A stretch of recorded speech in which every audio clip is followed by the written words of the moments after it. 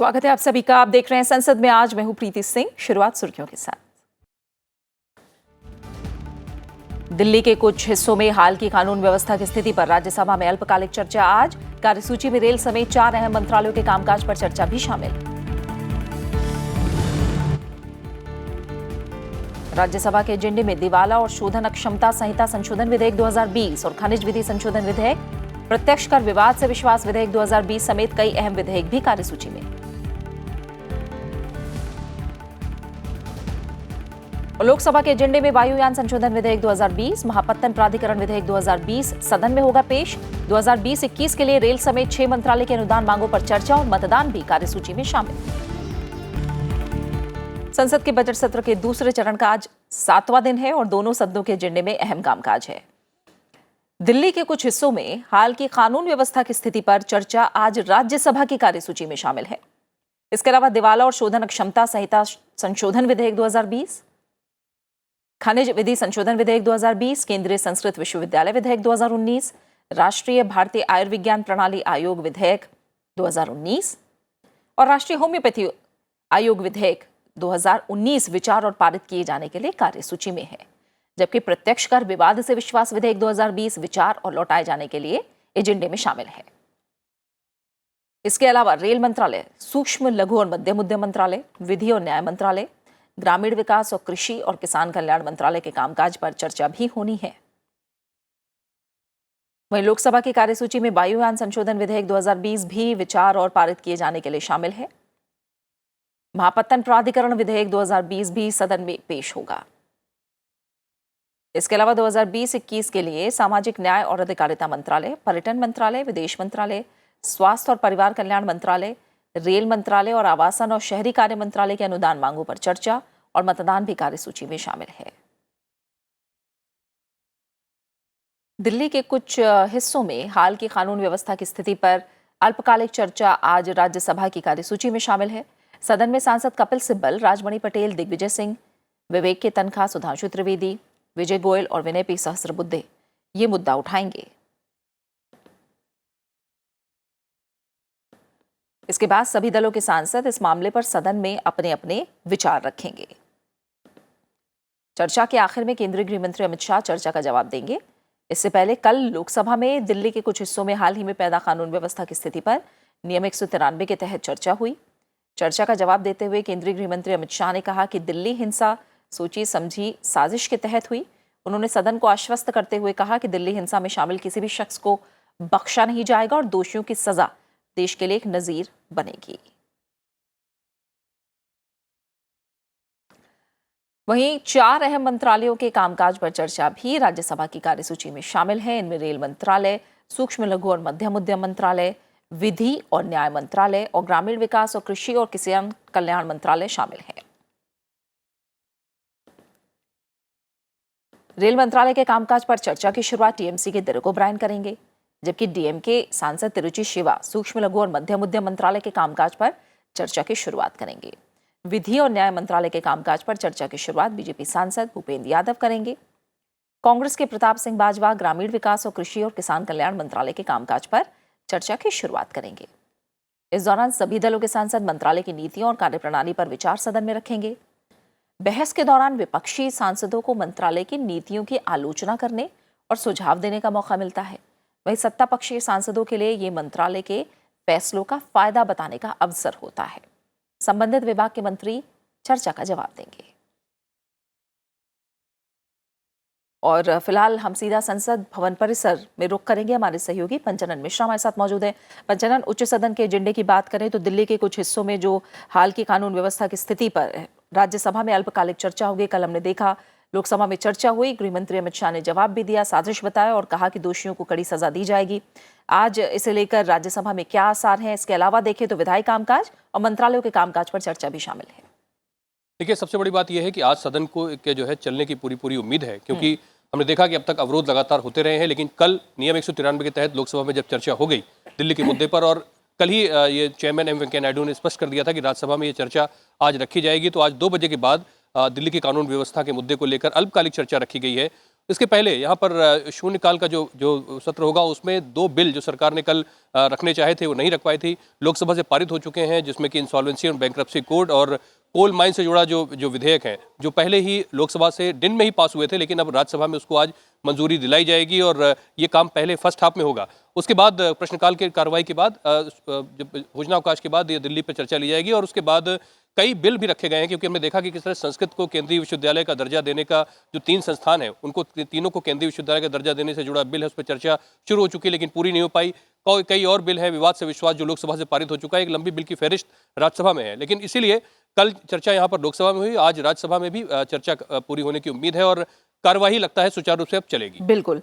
और लोकसभा में देखिए तो वायुयान संशोधन विधेयक है, विधायी कामकाज यहाँ है और रेल समेत 6 मंत्रालय हैं जिनकी अनुदान मांगों पर चर्चा और मतदान है कार्यसूची में। तो लोकसभा का अगर एजेंडा देखें तो कितना अहम दिन रहेगा? बिल्कुल, देखिए क्योंकि बजट सत्र है, यहाँ बजट से जुड़े कामकाज होने हैं। तमाम जो विभाग संबंधी स्थायी समितियां हैं उन्होंने बजट सत्र के पहले और दूसरे हिस्से के बीच में जो गैप होता है उसमें अपनी रिपोर्ट्स को तैयार किया और उसको लगातार दोनों सदनों में पेश किया जा रहा है। इसी तरह राज्यसभा में 4 जो विभाग है उन पर चर्चा है और लोकसभा की जो आपने बात कही 6 विभाग ऐसे हैं जिन पर विभाग संबंधी जो स्थायी समितियां हैं उन्होंने अपनी रखी है रिपोर्ट। अब उनकी अलग अलग जो बजट उनको आवंटित किया गया विभागों को, उसकी अनुदान मांगों पर चर्चा है। ये मौका ऐसा होता है जब सरकार पर विपक्ष जो है वो तीखा प्रहार कर सकता है कि बजट का आवंटन कम हुआ है या ज्यादा हुआ है, नीतियां सही हैं या नहीं है। विपक्ष के पास पूरा मौका होता है, इसलिए सदन की कार्रवाई जब चलती है तो सरकार को घेरने का उनको मौका भी मिलता है। तो ये 6 मंत्रालय की पे चर्चा अनुदान मांगों पर रखी गई जो बजट का हिस्सा है। साथ साथ वायुयान संशोधन जो बिल है उसको एक बिल को यहाँ पर रखा गया है और अब उम्मीद की जानी चाहिए कि यहाँ पर एक अच्छी चर्चा न सिर्फ बजट के कामकाज पर होगी बल्कि वायुयान संशोधन बिल जो कि जिसमें जुर्माने का प्रावधान बढ़ाया गया है कि अगर कोई ऑफेंस कमिटेड होता है तो 10 लाख से ज्यादा बढ़ाकर 1 करोड़ का जुर्माने का प्रावधान है और काफी अहम बिल है। बिल्कुल, बहुत बहुत शुक्रिया पंचनन आपका हमारे साथ जुड़ने के लिए, उस तमाम जानकारी को फिलहाल हम तक पहुंचाने के लिए। और आगे अगर कार्यसूची देखें तो राज्यसभा के एजेंडे में खनिज विधि संशोधन विधेयक 2020 भी शामिल है। केंद्रीय खान मंत्री प्रहलाद जोशी विधेयक पर विचार और पारित करने का प्रस्ताव करेंगे। इसमें कोयला खदानों के पट्टे संबंधी नियमों और आवंटन संबंधी प्रावधानों को स्पष्ट किया गया है। इसके जरिए खनिज विकास और विनियमन अधिनियम 1957 और कोयला खान विशेष उपबंध अधिनियम 2015 में संशोधन का प्रावधान किया गया है। विधेयक का मकसद कोयले के अंतिम उपयोग पर लगे प्रतिबंध को हटाना है। साथ ही ये कोयला और लिग्नाइट ब्लॉक की नीलामी के लिए पात्रता का भी प्रावधान करता है। ये विधेयक 10 जनवरी 2020 को जारी खनिज कानून संशोधन अध्यादेश 2020 का स्थान लेगा। लोकसभा से इस विधेयक को मंजूरी मिल चुकी है। राज्यसभा के एजेंडे में दिवाला और शोधन अक्षमता संहिता दूसरा संशोधन विधेयक 2020 भी शामिल है। वित्त मंत्री निर्मला सीतारमण विधेयक पर विचार और पारित करने का प्रस्ताव करेंगी। लोकसभा ने 6 मार्च 2020 को दिवाला और शोधन अक्षमता संहिता दूसरा संशोधन विधेयक को मंजूरी दे दी। संसद से मंजूरी के बाद यह विधेयक इससे संबंधित अध्यादेश की जगह लेगा। प्रत्यक्ष कर विवाद से विश्वास विधेयक 2020 पर चर्चा भी आज राज्यसभा की कार्यसूची में शामिल है। वित्त मंत्री निर्मला सीतारमण विधेयक पर विचार और लौटाए जाने का प्रस्ताव करेंगी। विधेयक में देश में 9,32,000 करोड़ रुपए से संबंधित टैक्स विवाद के मामलों के समाधान का प्रावधान है। लोकसभा से इस विधेयक को मंजूरी मिल चुकी है। वित्त मंत्री ने 1 फरवरी को अपने बजट भाषण में अनेक न्यायाधिकरणों में लंबित 4,83,000 प्रत्यक्ष कर विवादों के समाधान के लिए विवाद से विश्वास योजना की घोषणा की थी।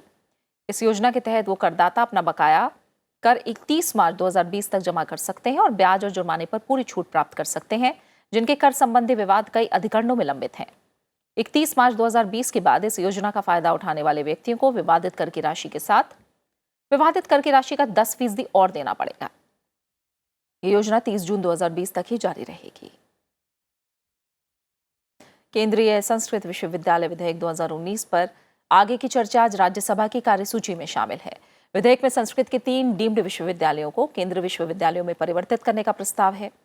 इसमें संस्कृत शिक्षण और अनुसंधान के लिए, संस्कृत संवर्धन से जुड़े क्रियाकलापों के विकास के लिए, विश्वविद्यालयों की स्थापना और नियमन के लिए और उससे संबंधित विषयों का प्रावधान है। विधेयक को लोकसभा की मंजूरी मिल चुकी है।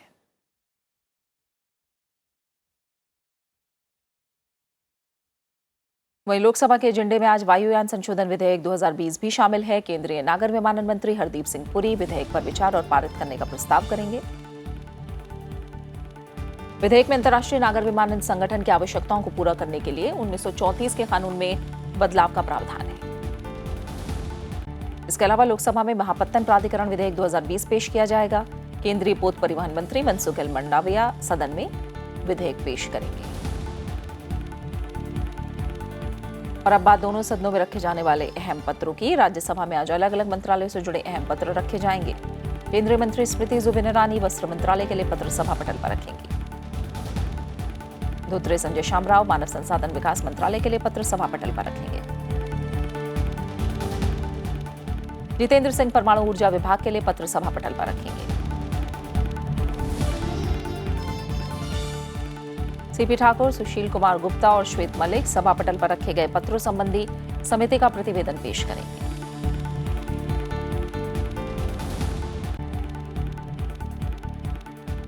बात प्रश्नकाल की। राज्यसभा में इस दौरान अलग अलग मंत्रालयों से जुड़े अहम सवाल पूछे जाएंगे। एक नजर सवालों पर डालते हैं। राज्यसभा में प्रश्नकाल की शुरुआत वस्त्र मंत्रालय से जुड़े सवाल से होगी। सांसद संजय सेठ पूछेंगे, क्या सरकार ने हस्तशिल्पों और हथकरघों को बढ़ावा देने के लिए 34वें सूरज कुंड अंतर्राष्ट्रीय शिल्प मेले का आयोजन किया है?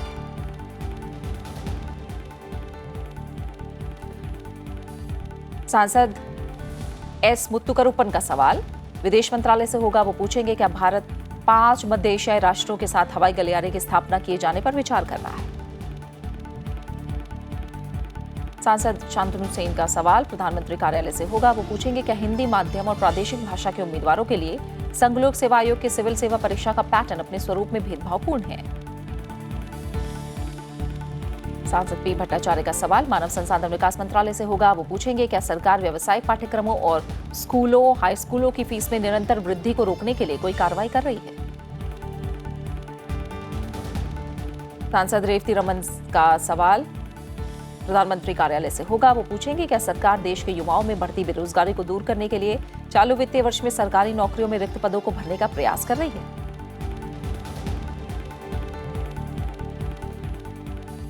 सांसद डेरेक ओब्रायन का सवाल महिला और बाल विकास मंत्रालय से होगा। वो पूछेंगे, पिछले 3 साल में यौन शोषण के अवैध व्यापार के लिए महिलाओं और बच्चों की तस्करी के वर्षवार कितने मामले सामने आए?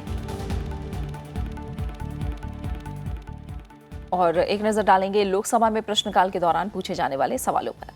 लोकसभा में प्रश्नकाल की शुरुआत विद्युत मंत्रालय से जुड़े सवाल से होगी।